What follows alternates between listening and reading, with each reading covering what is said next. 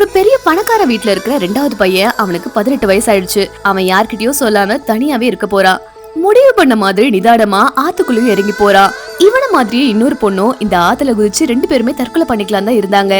ஆனா இவனுக்கு என்ன தோணுச்சோ தெரியல, இவன் தனியாவே ஆத்துக்குள்ளயும் வந்து இறங்கிடுறான்.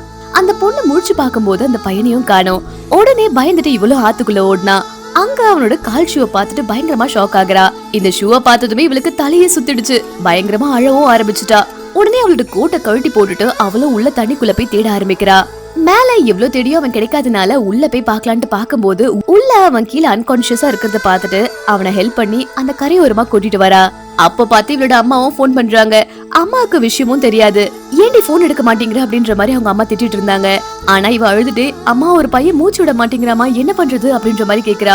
முதல்ல அவங்க அம்மா இவ ஏதோ காமெடி தான் பண்றா போல இருக்கு அப்படின்ற மாதிரி நினைச்சிட்டு பெருசாவே எடுத்துக்கல. ஆனா இவ அழுதுட்டே சொன்ன பிறகு அவங்க அம்மா இது ஏதோ சீரியஸான விஷயம் அப்படின்னு நினைச்சிட்டு, நீ அங்கேயே இரு நானும் வரேன் அப்படின்ற மாதிரி சொல்றாங்க.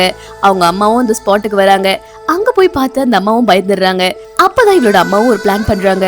வெளியே இருக்கிற யாருக்குமே நீங்க சூசைட் பண்ணிக்கிறதா பிளான் பண்றத சொல்லவே சொல்லாதீங்க.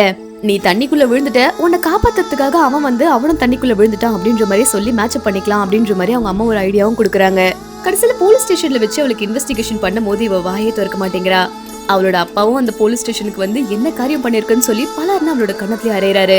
இன்னொரு பக்கம் அந்த பணக்கார பையனோட அம்மாவும் வந்து செத்து போன தன்னோட 2வது மகனை பார்த்து ரொம்பவே உடைஞ்சு போறாங்க. இவங்க அப்பாக்கும் இவங்களுக்கும் டிவோர்ஸ் ஆன பிறகு 2வது பையன் அவங்க அம்மா கூட தான் இருந்திருக்கான்.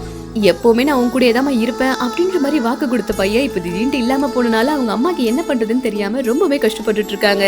ஸ்டேஷன்ல இந்த பொண்ணு உட்காந்து சாப்பிட்டுட்டு இருக்கா. அத பாத்துட்டு, என்ன தைரியம் இருந்தா என் பையன் இறந்துட்டா நீ எவ்வளவு ஜாலியா சாப்பிட்டுட்டு இருக்க அப்படின்ற மாதிரி அவளை போட்டு அடிக்க செய்யறாங்க. இந்த பணக்கார அம்மாக்கும் ஏதோ நினைப்பு வருது. அந்த பையன் இறந்து போன இடத்துல அவனோட ஷூ வாட்ச்னு எல்லாமே சந்தேகம் வர்ற மாதிரி இருக்கு.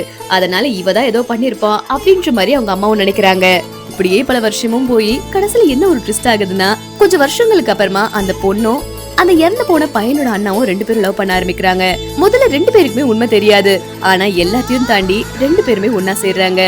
இந்த வீடியோ உங்களுக்கு பிடிச்சிருந்தா மறக்காம லைக் அண்ட் சப்ஸ்கிரைப் பண்ணிக்கோங்க.